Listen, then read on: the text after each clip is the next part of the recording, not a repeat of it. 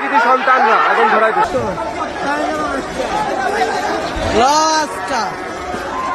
তো বাইকে থেকে থুতু ড্যাফোডিলের এক স্টুডেন্ট গায়ে লাগে। তো পরবর্তীতে সে সরিও বলছে যে এটা আমার ভুল হয়েছে, কিন্তু সরি বলার পরে তারা ব্যাপারটা ওইভাবে নেয় নাই। না নেওয়ার পরে তাকে ধরে ওখানে মারধর করা হয়েছে, প্লাস মারধর করার পরে ওখানে তাকে আটকায় রাখা হয়েছিল। তো তারপরে এই ব্যাপারটা আমাদের কাছে যখন আসছে তখন ব্যাপারটা নিয়ে আমরা আগাইছি, আমাদের হল প্লাস আমাদের ভার্সিটি যারা আশেপাশে ছিল তারা আগাইছি। এভাবেই প্রথম অবস্থায় ব্যাপারটা এই পর্যন্ত করাইছে, কিন্তু আমরা শুধু ওই ঢিলা বা এই পর্যন্ত এই ব্যাপারটা ছিল। আপনি ভিতরে গেলে বুঝতে পারবেন যে আমাদের অ্যাকাউন্টসে কোনো প্রকার টাকা পয়সা কিছু নেই। আমাদের 5টা গাড়ি ছিল, সেগুলো ভেঙে দিত। প্রত্যেকটা ডিপার্টমেন্টের ভিতরে আমাদের কাগজপাতি, আমাদের এডুকেশনাল ট্রান্সক্রিপশন, এগুলো কোনো কিছুই নাই ভাই। এগুলো কী ধরনের আচরণবিধি? একটা বিশ্ববিদ্যালয়ে পড়া ছাত্ররা এই জিনিসগুলো কীভাবে করে ভাই?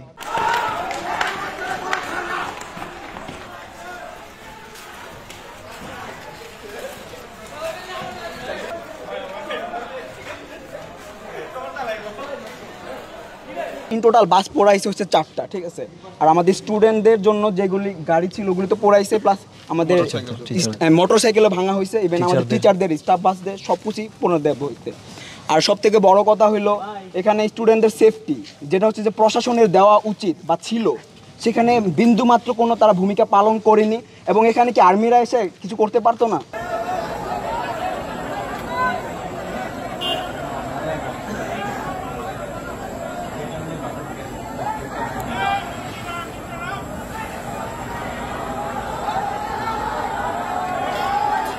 পুলিশকে ফোন দেওয়ার পরে পুলিশ এই কথা বলে যে আপনাদের কি এখনো মারামারি চলতেছে? আমরা যখন বলি জি চলতেছে, তারা আর কোনো সদুত্তর দিতে পারে না, আসার কোনো চেষ্টাই করে না।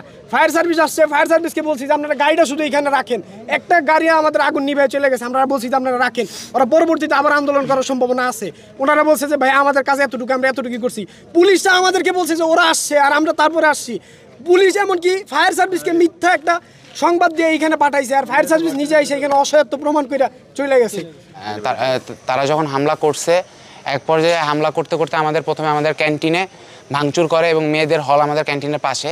তারপর তারা আমাদের ক্যান্টিনে প্রবেশ করে, সেখানে সব ভাঙচুর করে। তারপরে হচ্ছে ভাই মেয়েদের হলের সামনে গিয়ে মেয়েদের হলেও প্রবেশ করার চেষ্টা করে। আমরা তখন ওই দিক দিয়ে বেরোয় যাই, এগুলা ভেঙে তারপর তারা আমাদের ক্যাম্পাসের সব মোটামুটি যতগুলো যানবাহন ছিল, ট্রান্সপোর্ট ছিল, সবগুলো ভেঙে ফেলছে। ভেঙে ফেলার পর আমাদের একাডেমিক ভবনের ভিতর তারা প্রবেশ করছে। তখন আমরা এখান থেকে সবাই চলে গেছি, ছত্রভঙ্গ হয়ে গেছি।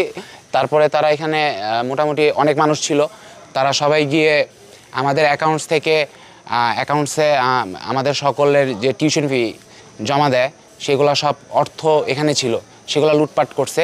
এবং আমাদের কিছু স্টুডেন্ট একাডেমিক ভবনের ভিতরে ছিল, তাদেরকে অস্ত্র ঠিকই তারা নিয়ে চলে গেছে তাদের সাথে। এবং কি কয়েক দফা পেট্রোল বোম, ককটেল এবং কি গুলিও তারা করছে।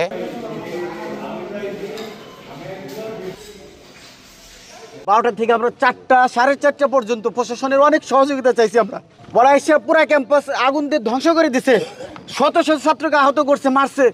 কিন্তু এখন পর্যন্ত না সেনাবাহিনী না পুলিশ, আমি নিজে অনেক ব্রিগেডের অনেকের সাথে হাতে ধরে পায়ে ধরে কান্না করছি যে আপনারা আসেন, আমাদের রক্ষা করেন।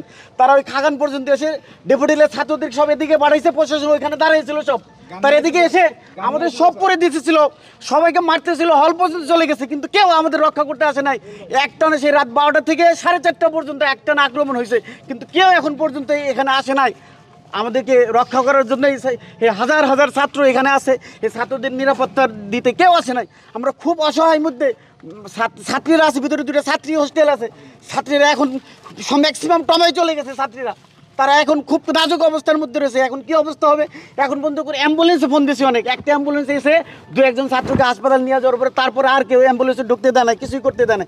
এই অবস্থার মধ্যে আমরা রয়েছি, খুবই নিরাপত্তাহীনতায় আমাদের ছাত্ররা ভুগতেছে।